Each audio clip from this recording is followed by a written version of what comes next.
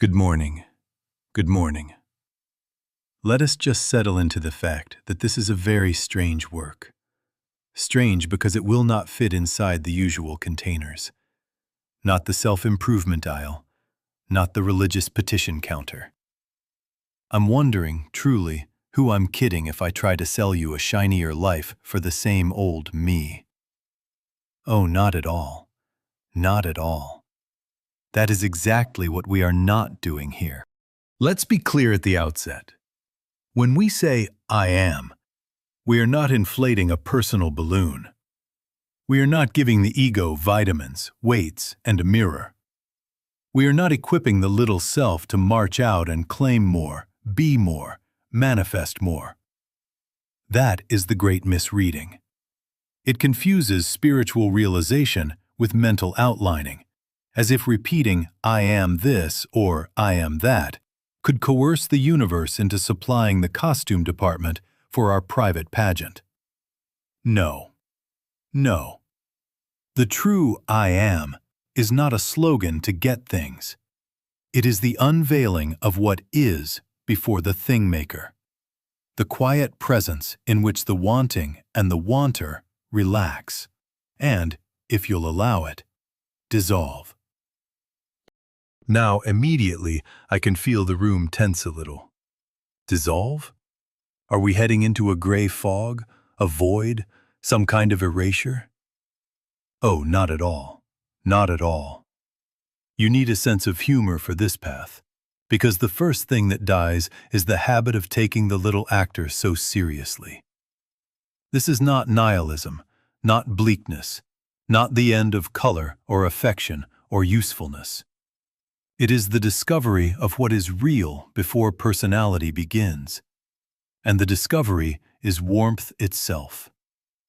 It is the presence that was your life when you were too young to pronounce the word I, and will be your life when every story about you has been forgotten, and quite a few should be for our peace. So the core question for our time together is simple and radical. What dies when I am is realized, and what remains that can never be harmed? What dies is not a being, it is a claim. What dies is the private ownership of life, mind, supply, destiny. What remains is the life that never sat in your wallet, never hid behind your resume, never needed your anxiety for its next breath. Presence remains, impersonal, immediate, intimate, closer than heartbeat, yet not belonging to a me. I am, then, is not the beginning of self-improvement. It is the beginning of self-surrender. It is the yes that lets presence announce itself without your mental help. If your I am makes you feel bigger than your neighbor, check your hat size. You've only tried on a crown. If your I am leaves you lighter, quieter, less defended, you are nearer the door. Here we will not try to think our way into God. We will, little by little, loosen the old owner's grip and step into the fact that life is living itself as us. And we will ask, gently but firmly, for the courage to let the claimer fade so that the real may stand revealed. Now, since we are already standing at the door, let us remove the main confusion before we try the handle. The great misreading is this. We hear, I am, and we immediately run to the dressing room. We reach for a brighter robe, a taller hat, a more impressive vocabulary. We say, I am this, I am that, and the actor struts, now perfumed with sandalwood. Oh, not at all, not at all. I am is not a costume change. I am is what remains when the costumer leaves the theater and locks the shop. Let me say what it doesn't mean so we can all relax. It doesn't mean positive thinking, pumping air into the tired balloon of self until we are dizzy with adjectives. It doesn't mean denying human problems, shouting, I am perfect, at a toothache while secretly planning a second opinion. It doesn't mean pretending you are omnipotent as a person, rearranging the planets by affirmation, and asking the Almighty to help you find parking at the market. It doesn't mean a new mask of holiness, a softer voice, a different set of friends, and a shelf of candles. It doesn't mean a spiritual pep rally in which we whip the mind into a fever of self-description. It doesn't even mean saying, "I am," more politely. It means something far stranger and far kinder. The decorator is dismissed, and the room is left as it is, flooded with light that was always there once we stopped moving the furniture. Why then do we prefer the wardrobe? Because the hidden motive, if we are honest, is fear and lack. The mind says, if I can use metaphysics to protect my name, my plan, my savings, my family, my future, I will be safe. And so it reaches for I am, as if it were a bulletproof vest. I am abundant. I am healthy. I am successful. And do notice, please, the little pronoun at the center asking for guarantees. The ego is not wicked. It is frightened. It wants to secure tomorrow with sacred phrases, to make life pay out according to an outline colored carefully inside the lines. It wants insurance against loss and applause without embarrassment. Oh yes, it wants better parking, better respect, better outcomes, just with incense on it. The ego loves a new vocabulary. It will trade ambition for manifestation, grasping for demonstration, and feel very superior at the office while doing the same old dance. And the misunderstanding persists because the mind wants an object, a technique, a result it can point to. Give it a stone, a mantra, a schedule, a stopwatch, and it is content. I will do 5 minutes of I amming, and then, please, a raise. But I am is not an object. It cannot be possessed. You cannot put it in your pocket or on your altar and say, "Now I have it." You cannot embroider it on a sweater and be illumined.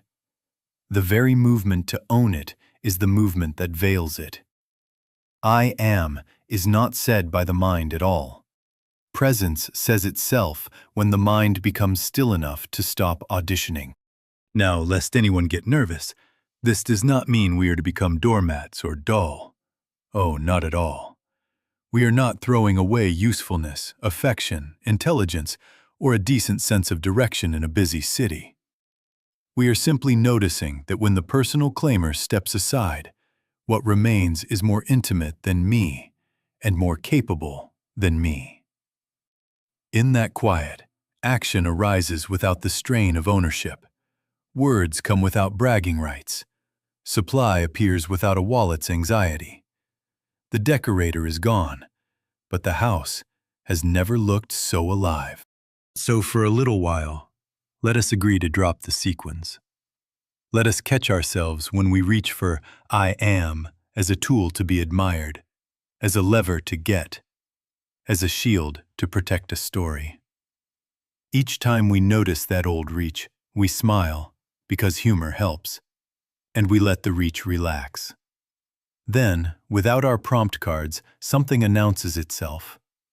Not my power, not my plan, not my holiness. Just, I am. And the actor, God bless him, bows and takes a good long rest. Let us take the next honest step. If the decorator is dismissed, what is left working so hard in us?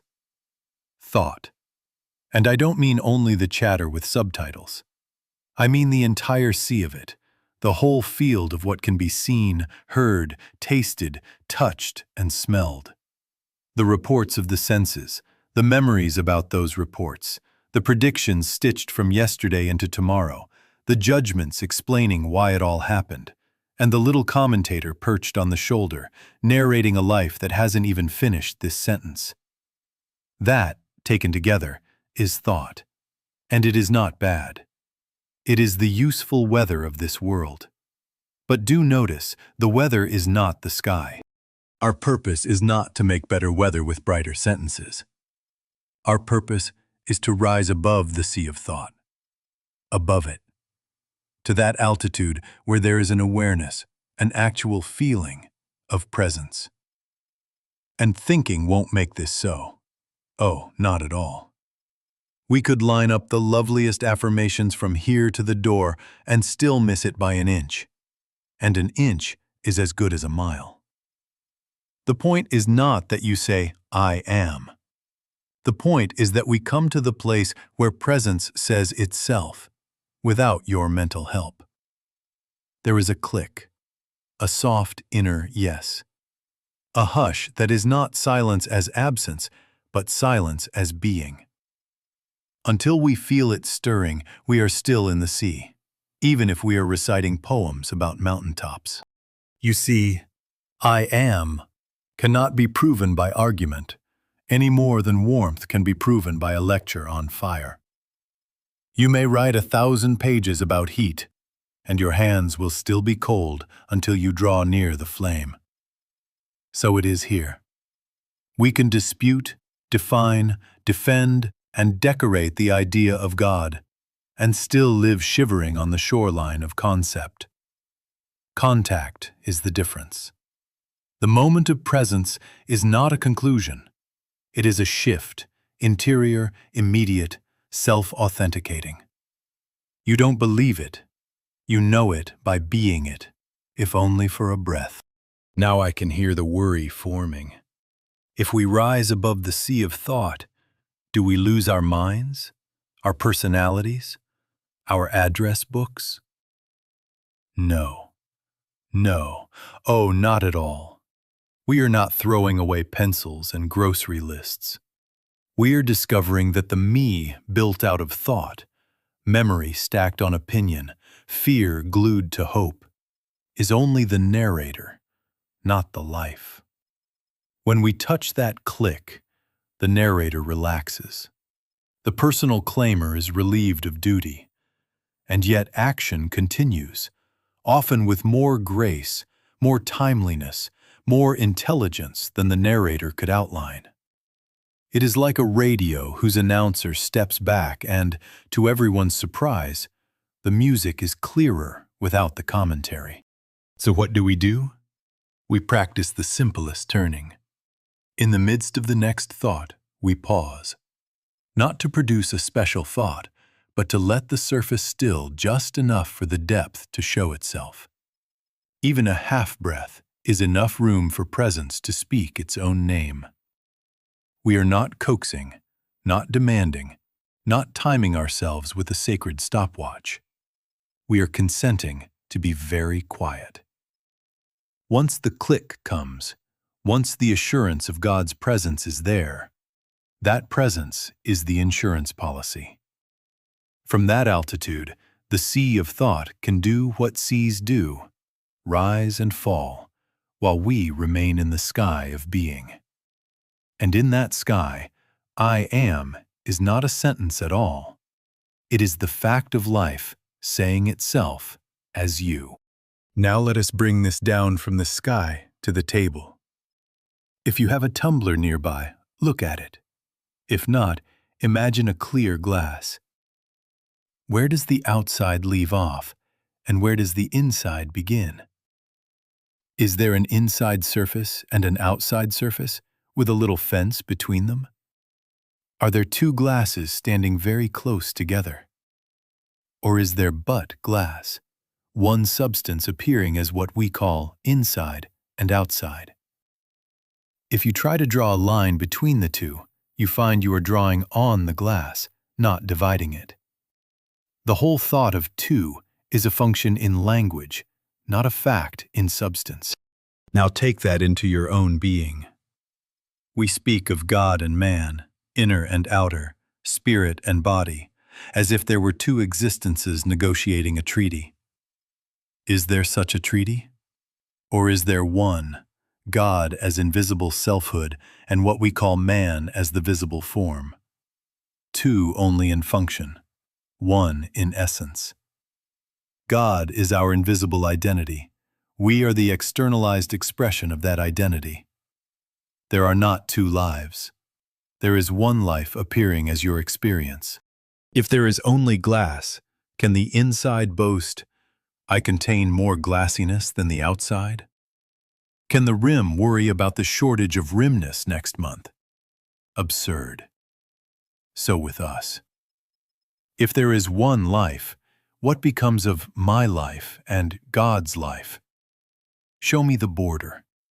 Is it somewhere between the breath and the lungs? Between intelligence and the thought you are thinking? Is there a little customs office just behind the left ear where God's wisdom must present its passport to enter my mind? No. No.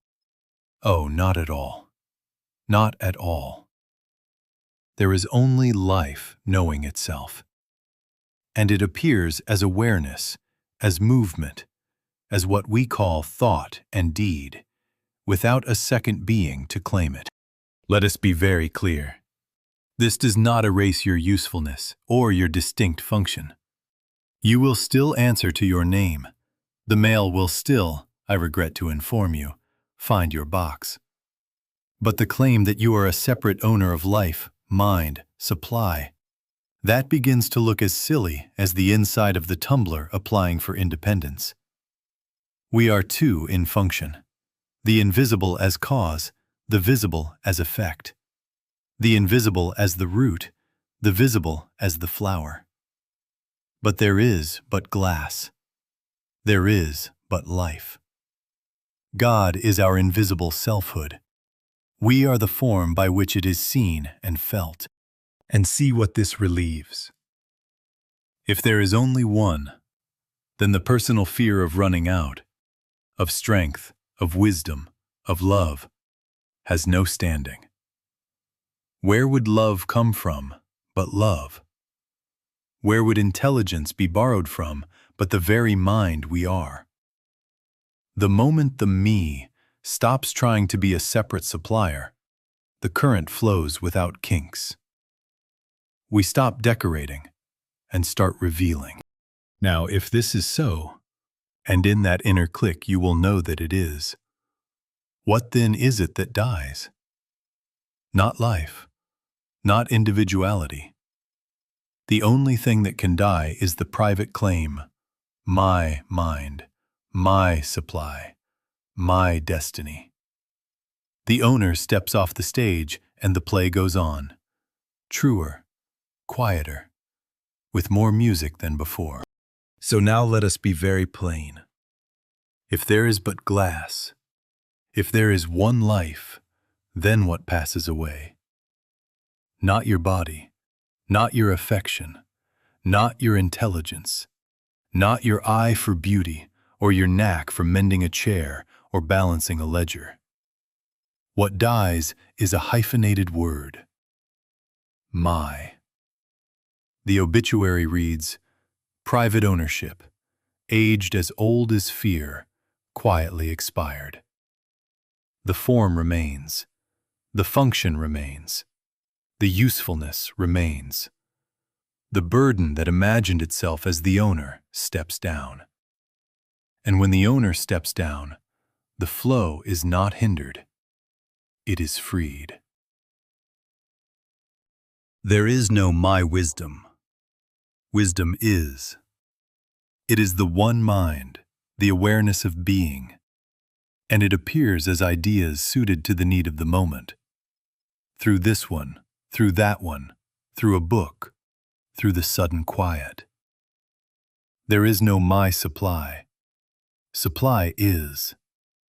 It is the life of God revealing itself as apples on your tree, a paycheck, a new avenue, a neighbor's kindness, channels many, source one. There is no my love. Love is. It pours itself without prejudice, and because it is impersonal, it is safer and warmer than the personal kind that keeps score. There is no my life. Life is. It is the one animating presence, showing up as breath, as laughter, as tears that wash rather than drown. There is no my destiny. Destiny is a word for the flowering of what already is in the root. The root is God, and the blossom appears where and when it must. Does this make you passive, a leaf in the gutter? No, no, oh, not at all, not at all. It removes the pretense that a tiny manager can run the universe from the cockpit of a forehead. It relieves the nervous foreman who sleeps with a clipboard under the pillow. You still act, you still choose, you still meet the day. Only now, action is not a defense of a private kingdom. It is the natural outflow of presence. Intelligence functions without the strain of self-importance. Love functions without the demand for a receipt. Supply moves without the tight fist that says, mine.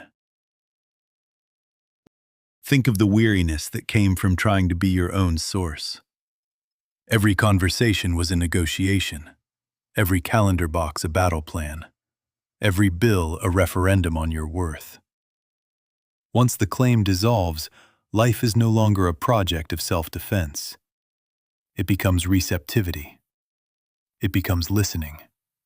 It becomes that quiet willingness to be placed, just as the current places the boat that has finally put down the oars of self-will.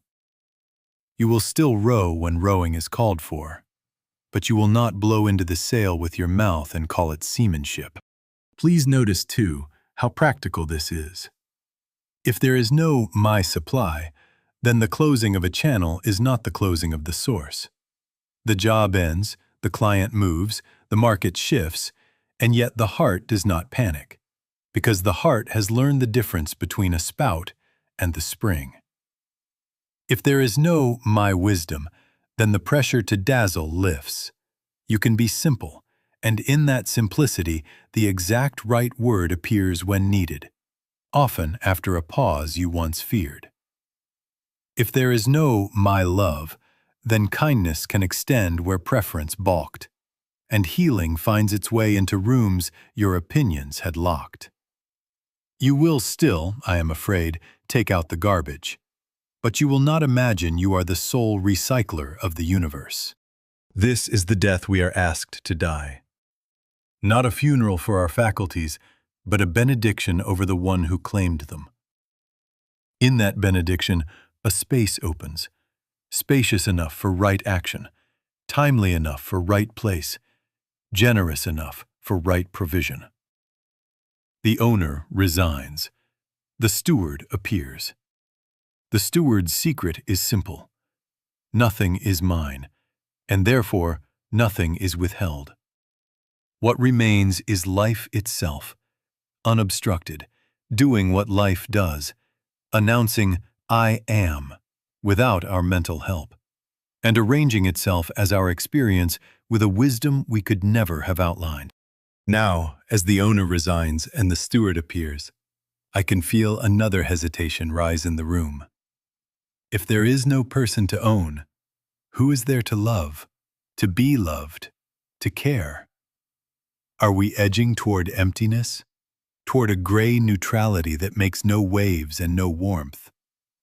No, no, oh, not at all, not at all. The disappearance of the claimer is not the disappearance of love. It is the removal of the dam. It is the opening through which love, impersonal, unprejudiced, unafraid, pours itself as tenderness, as intelligence, as the exact right word and the quiet hand. Let's correct it the moment it peaks up. No person does not mean no heart. It does not mean becoming a marble statue with a metaphysical plaque, I am above it all. It does not mean apathy, nor does it mean a bored tolerance that calls itself spirituality. It doesn't strip color. It removes clutching. It doesn't mute feeling. It cures the fever in the feeling. The less we defend a person, the more room there is for love to move without our edits and our negotiations. The less we prop up a private image, the more the one life can show up as patience where habit snapped, as courage where habit hid, as humor where habit scolded. You will still notice beauty. You may notice more of it. You will still show up for those you call yours. Only yours will be a larger circle than before, and safer for everyone within it. What does this look like on Tuesday afternoon? Practical signs begin to appear. Less reactivity, less offense-taking, fewer inner speeches arguing the case for your importance, more pauses that are not paralysis, but permission, for intelligence to get a word in edgewise. Apologies arrive faster than justifications. Listening lengthens. The eyes soften. The shoulders come down an inch. You are not trying to be nice. You have become available. Compassion shows up unannounced and without calculating its return on investment. You find yourself saying, "Of course," where your old rules would have said, "Absolutely not." And somehow, the "of course" fits the moment like a key that had been waiting under the mat all along. Please do not mistake impersonal for cold. Impersonal love is warmer because it does not withhold. It does not keep score. It is not nervous about being repaid, nor is it proud about being generous. It is universal because it has no little owner deciding who is worthy today. This is the paradox. When you stop defending a someone, everyone is safer around you. Even you are safer around you. Old triggers do not find a button to push. Old insults float like leaves and find no pocket to settle in. There is still discernment, oh yes. We are not handing the car keys to a child because we love everybody. But discernment becomes clear-eyed care, not private preference with a robe on. And see where this carries us in community. Oneness does not produce a spiritual aristocracy. There are no badges in I am, no seniority pins, no first-class section for the illuminated while the rest struggle with luggage. There is but glass, one life, and we are two only in function, so the hierarchy collapses. The janitor and the judge share a single breath. The saint and the stranger are not two beings competing for God's attention. If a badge remains, it is invisible and worn by all. Titles have their civic use, but they do not rank life. The moment we feel higher or lower, we have wandered back into the dressing room. So rest easy. We are not subtracting love. We are subtracting the chokehold. We are not taking away meaning. We are taking away the noisy narrator who demanded a meaning favorable to himself.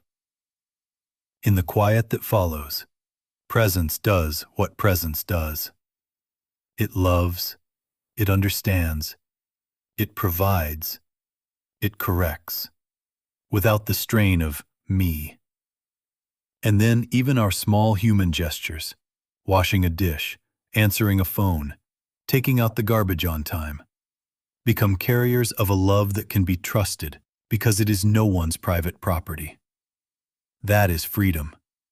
And that is why there is no fear in letting the person grow thin. Love does not leave. It finally has the room to be what it is. Universal. If love no longer has a private owner, if life is one presence appearing as our experience, then what, honestly, are we doing when we pray? Are we instructing omniscience, filing requests in the great suggestion box in the sky, hoping to sway reality with well-chosen adjectives? Am I, this little manager who just resigned, now rehired as God's advisor? Oh, not at all. Not at all. Petitionary prayer lives on the assumption of separation. I am here, God is there, And if I craft the proper sentence, the proper posture, the proper tone, perhaps the Almighty will look favorably upon my parking needs. You see how quickly we are back in the dressing room. Let us be simple. You cannot ask the sun to be warm. The sun is warm by nature. You can, however, bring yourself into the sunshine. And then, without pleading, without bargaining, warmth and light and even a tan follow as the inevitable qualities of that presence. So with God. So with I am. Seek the sun, not the tan. Seek presence, not its results. Seek me only. Seek me only. When you abide in the source, effects are not awarded, they are natural. All these things are added is not a prize ceremony, it is physics of spirit. What then is the prayer? It is not words aimed outward. It is not willpower aimed inward. It is not timing ourselves to prove fidelity, nor is it pleading for a particular picture to appear on cue. The prayer is realization. The prayer is consenting to rise above the sea of thought, above the reports, the forecasts, the anxious outlining, and to rest until the sense of presence dawns. A click, a hush. The inner assurance, God is on the field. Stay there, 30 seconds, 3 minutes, whatever it is, until presence says itself without your mental help. Then let the day proceed from that altitude. Now someone is tempted to ask, but what of my need, my bill, my child, my diagnosis? We do not turn our backs on the forms of life. We turn first to their source. We do not ignore the picture. We refuse to worship it. We go to the office, to the doctor, to the kitchen, only no longer as a frightened claimant, but as the transparency through which presence does its seeing and acting. The prayer now becomes the realization that where God is, I am, and where I am, God is. For there is but glass. Notice how practical this is. When the wave of fear rises, we do not argue with it. We step into the sunshine. We turn within, we rest, we listen without agenda until the click appears, and then we take the next natural step. No outlining, no spiritual weather reports, no memo to deity. Just communion, just contact, just the felt fact of I am replacing self-management. Let us be very clear so that no one stumbles here. Never pray for anything at all except a deeper awareness of God's presence. Effects belong to God, as sunbeams belong to the sun. Seek me only. Seek me only.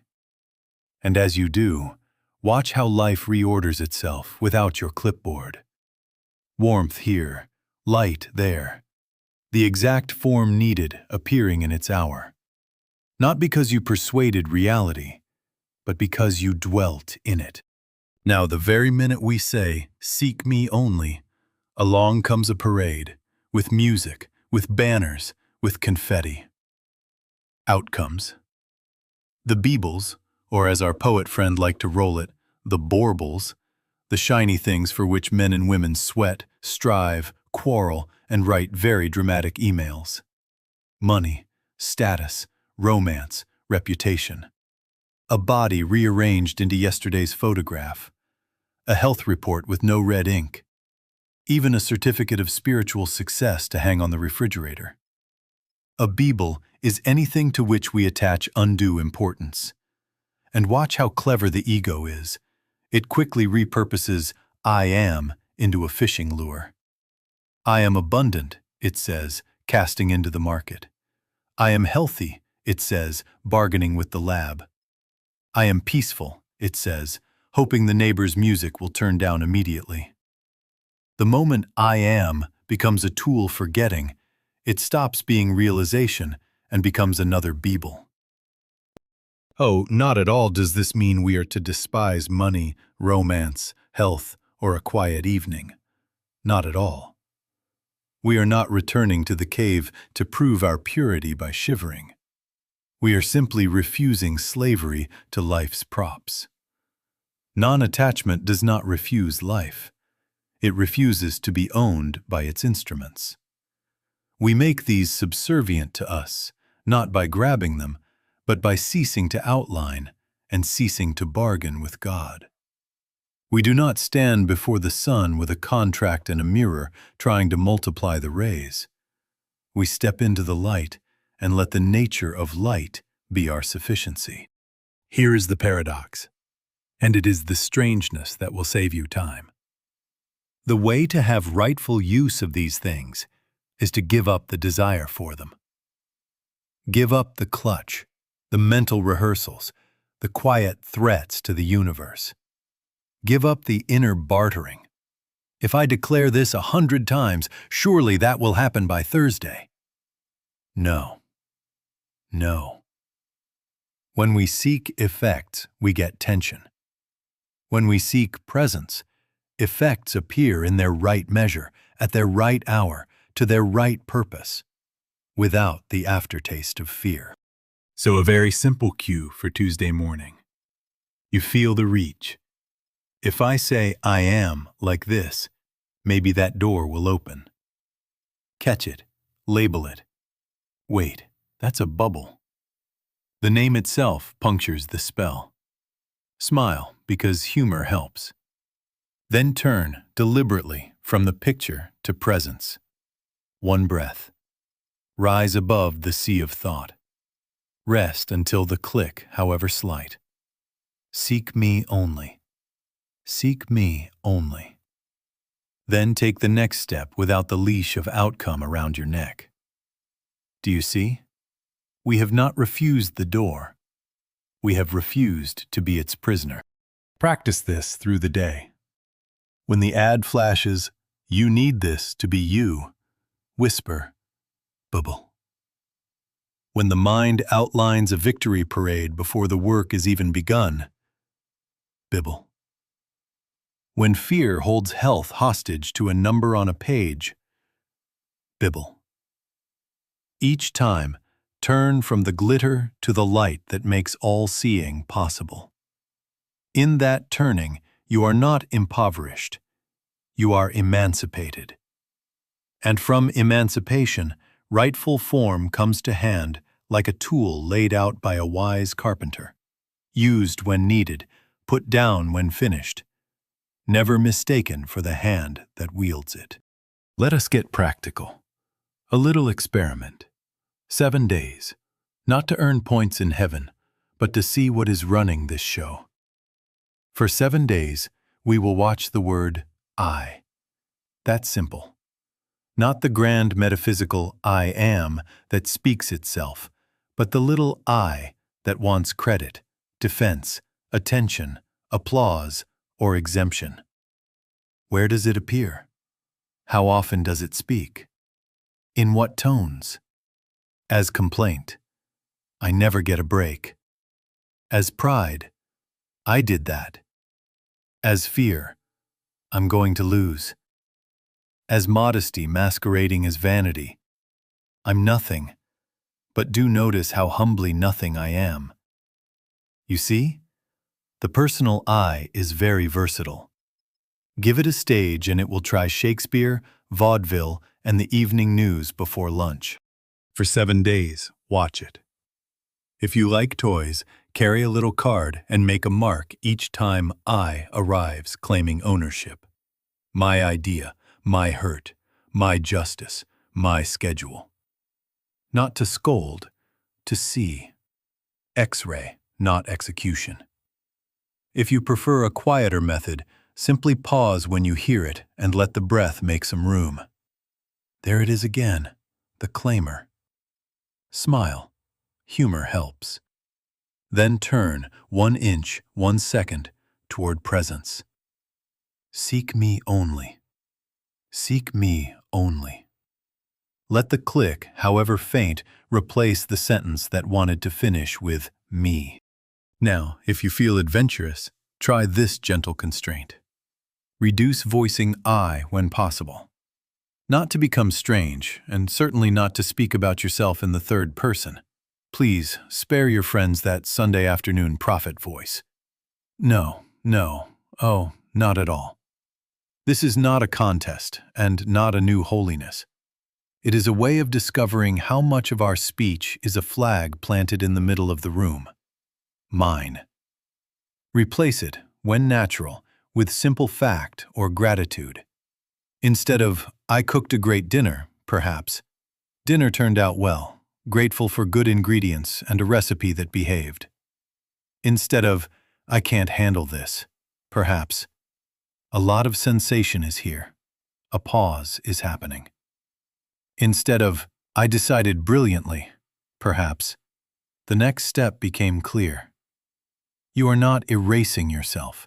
You are removing the editor's byline from every paragraph of life. What will this reveal? That the person is largely a stream of self-references, a ticker tape of I, me, my, scrolling across the screen, narrating, defending, accusing, applauding. As that stream quiets, even by a few decibels, presence is more easily felt. The sky appears as the weather thins. The hush that says, God is on the field, slips in between sentences that once rushed unchallenged. You will find more pauses that are not awkward, more listening that is not strategy, more action that feels placed rather than pushed. And, this is the sweet surprise, things will still get done. Often better. The garbage will, I am sorry to report, still go out on time, only without a martyrdom speech attached to the can. Please be reassured. We are not killing a person. There is no person to assassinate, no funeral to attend. We are outgrowing the constant self-claiming that blocks the awareness of presence. Deny thyself does not mean despise thyself. It means deny the private ownership that never was. For 7 days, let the owner sit in the lobby while the music plays. Let gratitude speak where credit would. Let fact speak where drama would.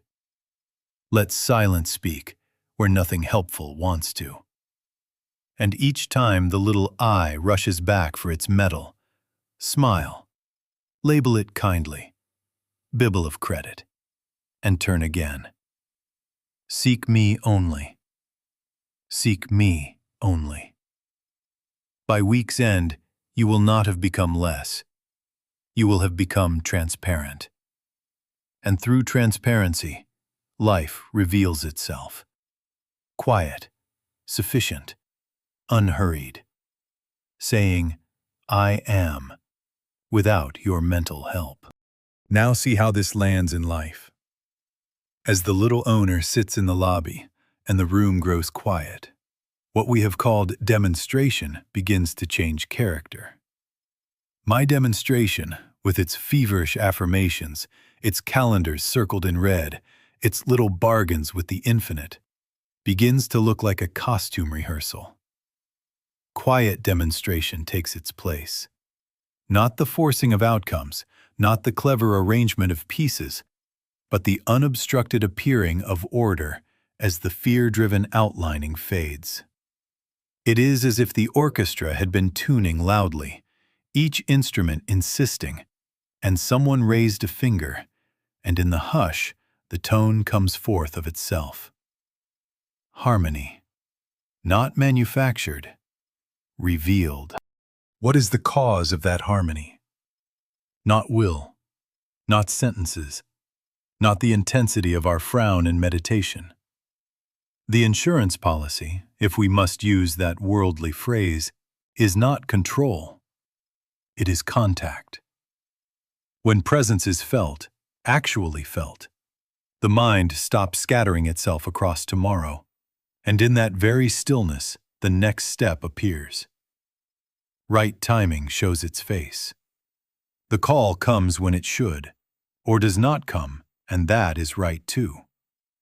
The street opens. The idea clarifies at the sink rather than in the struggle. We rise above the sea of thought for a breath. The click is heard, and life, like water leveling, finds its own place.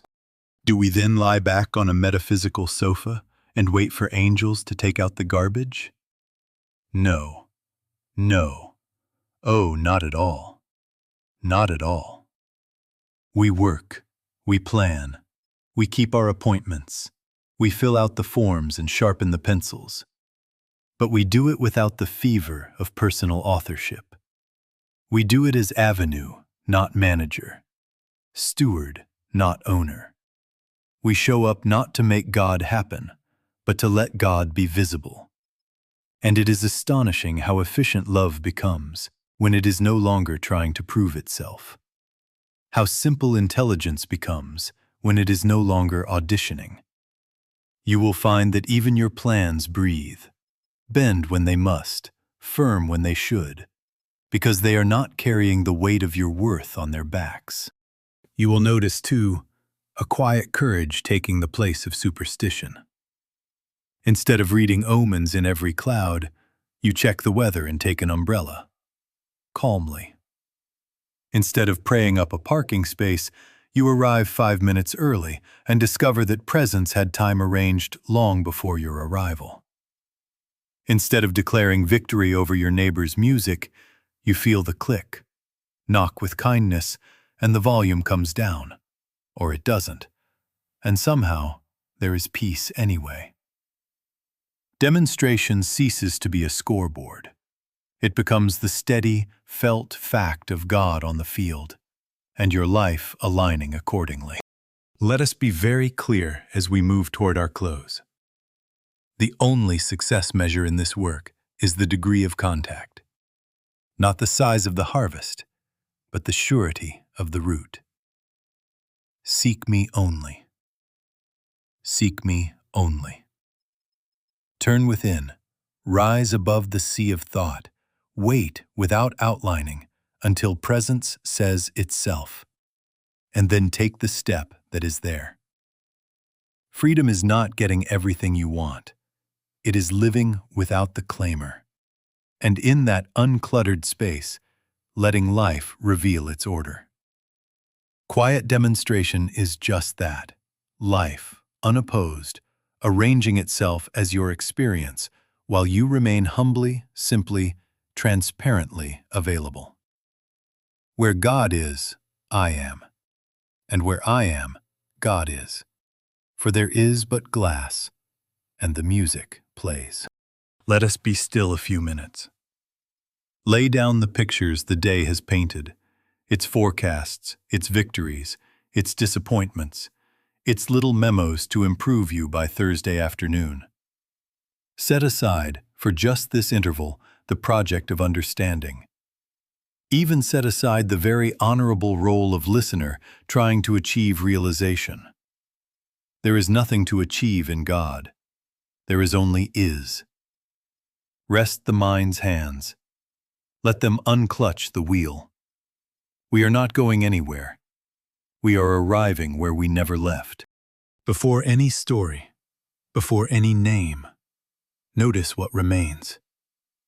A quiet, aware being. Not owned, not managed, not improved by our effort. It does not begin when you look at it, nor does it end when attention wanders. It is. Let thoughts come as birds and go as birds. Let feelings rise as weather and pass as weather. Do not decorate. Do not edit. Simply consent to be here, prior to the next sentence, prior even to the one who would say, I. Stay as the noticing that needs no label. If a word is helpful, let it be a soft, I am. Not spoken outward, not chanted to persuade, but heard as presence saying itself.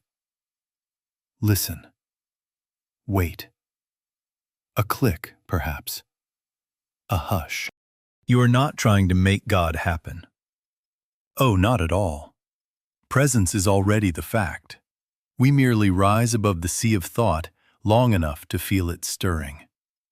And see, what remains when the personal sense grows thin is not a vacancy. No, it is fullness. It is substance. It is the life that cannot be threatened, the love that is not rationed, the mind that is never at a loss. This is not nothing. It is everything without the noise. It is the ground on which you safely stand while yesterday and tomorrow do their show.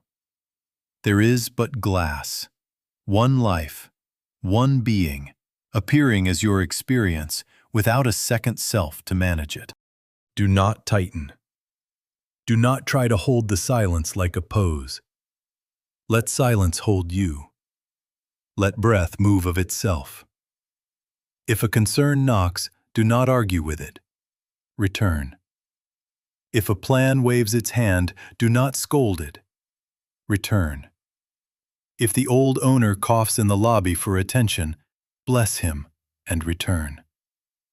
Seek me only. Seek me only. Where God is, I am. Where I am, God is.